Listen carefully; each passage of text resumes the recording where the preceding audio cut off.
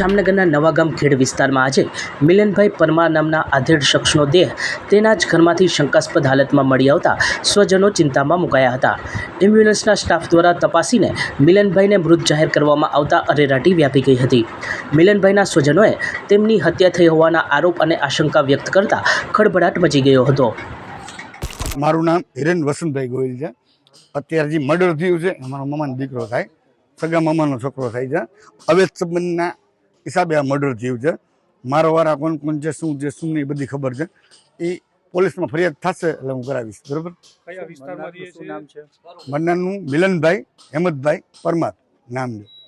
ઉંમર એની કેટલી હતી ને 42 વર્ષ. કેટલા લોકો શું કર્યું છે અંદર? આ લોકો 5 જણા હતા. આવા સમાચાર આવ્યા છે 5 જણા હતા મારવામાં. ક્યારે બનાવ બન્યો? રાતે 2:30 વાગે. શેનાથી એમ હત્યા કરી કેવું કંઈ? અત્યારે પાઇપથી કેનાથી જ કરી છે. માથામાં કંઈક માર્યું છે, બેસળ પદાર્થ.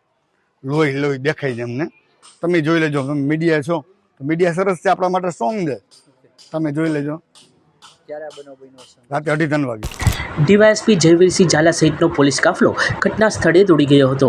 ઉલ્લેખનીય છે કે મિલનભાઈના પત્ની હાલ અન્ય સાથે રહેતા હોવાની મિલનભાઈના પરિવારજનોની વાત પરથી સમગ્ર પ્રકરણમાં આડા સંબંધનું એંગલ પણ ઉમેરાતા રહસ્ય ઘેરાતા અનેક તર્ક વિતર્ક થઈ રહ્યા છે.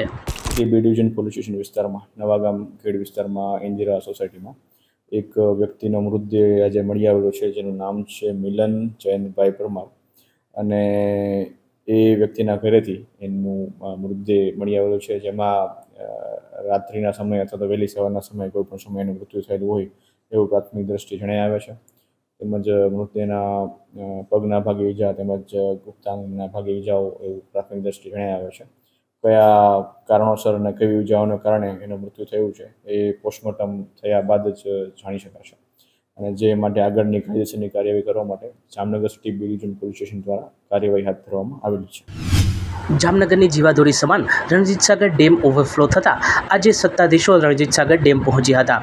Mayor Vinodbhai Khimsuriya, deputy mayor Krishnaben Sodha, standing committee chairman Nileshbhai Kagathara, શહેર ભાજપ પ્રમુખ બીનાબેન કોઠારી સહિતના આગેવાનો તથા commissioner DN Modi, city engineer Bhaveshbhai Jani સહિતના અધિકારીઓ દ્વારા રણજીતસાગરમાં જળપૂજન કરી નવા નીરને વધાવવામાં આવ્યા હતા.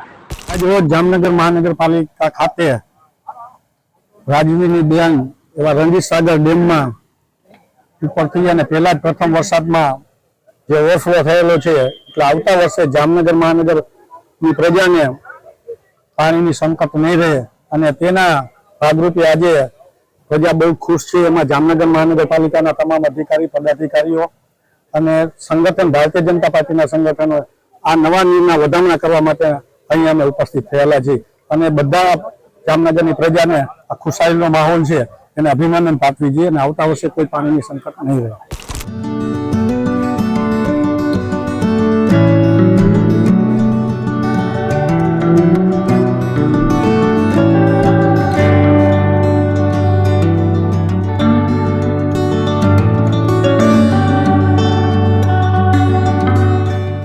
સચોટ સમાચારો સૌથી ઝડપી મેળવવા માટે અમારી ચેનલને સબસ્ક્રાઇબ કરો.